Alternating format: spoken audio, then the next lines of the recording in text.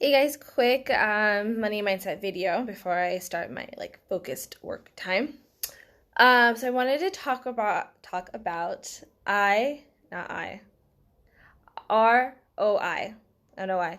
I was struggling on that acronym. But anyways, not to get too financially, what is it, verby or not. I don't want to spit a bunch of financial jargon at you, but so ROI is return on investment. And so when I am spending things, whether I'm going to spend a small amount of money or a large amount of money, I always try to think about my return on investment.